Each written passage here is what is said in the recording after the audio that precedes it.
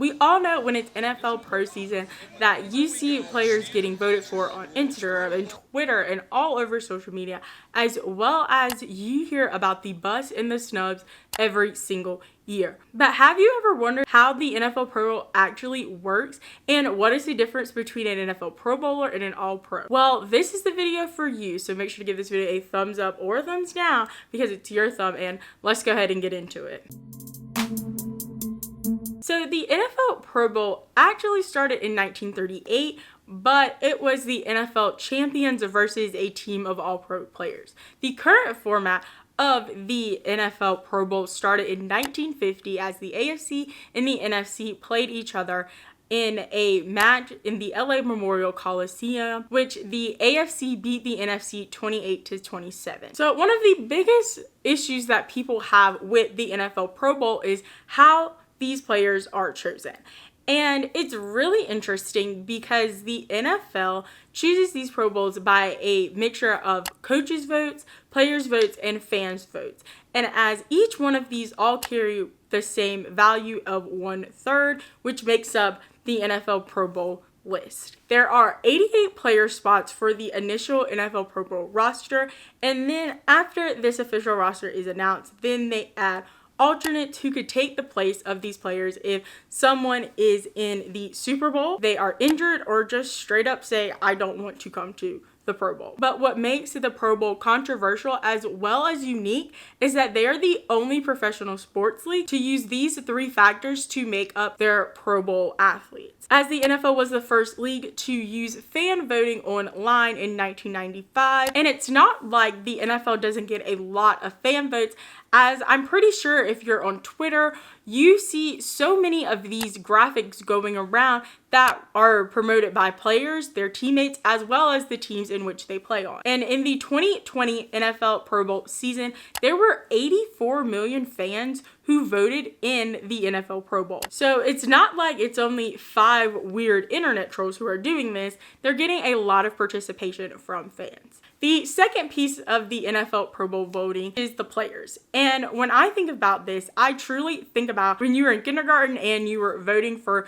something in the class, as everyone is given a piece of paper and they write down who they think should be in the Pro Bowl. This paper is given to a staff member. The staff member gives it to the team captains. The team captains go through it, make a roster, and deliver their Pro Bowl votes to the league. And the last piece is the head coach's vote, and this is done very similar to the players' votes, as they write down their votes and send them directly to the league office. Now, they do use some advice from their assistants and staff members who are using more of their time to scope out other teams and other players. And now we know these players want to be in the Pro Bowl because they get that title of being an NFL Pro Bowler, but they also get paid for playing in the NFL Pro Bowl. The winners get $74,000 and the losers get $37,000. The difference between making the NFL Pro Bowl and making the NFL All-Pro is that the All-Pro teams are voted 100% on the media. And there are 3 teams in which players can make. The first is determined by the Associated Press, which has a first and second team and is made up of 50 national broadcasters. The next is the Pro Football Writers of America, and this is made up of 300 people who cover football. The last team these players can make is the Sports News one, which is voted on by NFL players and executives. Technically, this is a bigger achievement than being a Pro Bowler, as a player who is selected to be on any of these first teams get this honor, as well as it goes into the NFL record and fact book. But your Pro Bowl status does not go into any of these. But the unfortunate side of being an All-Pro is that there are no money attached to it like it is by being in the NFL Pro Bowl. But a lot of people have in their contracts incentives to say that if they make one of these teams that they get X amount of money. As Richard Sherman last year made Associated Press All-Pro second team and received an extra $2 million in the 2020 season, as that was one of his incentives in his contract. Now, if you want to know more about NFL contracts, make sure to check out this video right here where I talk about how they work. Now, with anything, there's always issues, as there's a lot of issues that come with the NFL Pro Bowl, from the way that it is ran, but most of the issues stem from the way that Pro Bowlers are selected. as there is fans, players, and coaches. But we all know that these things come with a lot of bias.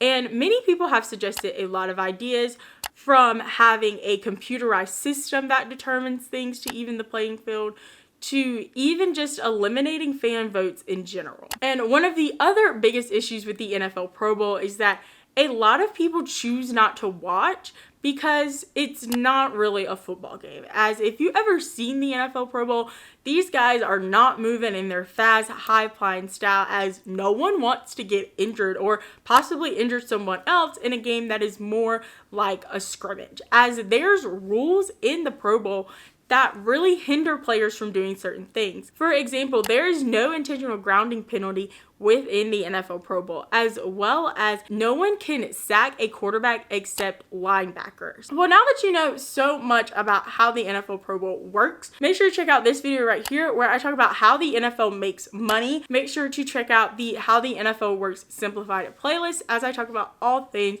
NFL and you're ready for the next NFL offseason. Make sure to subscribe and hit the bell to be notified every time I post a new video, which are on Mondays at 11 a.m. Eastern Standard Time. As well as, let me know down in the comments below, do you watch the NFL Pro Bowl or are you just not into it? Make sure to give this video a thumbs up or thumbs down because it's still your thumb. And remember, don't be afraid to join the convo. The winners get $74,000 and the losers get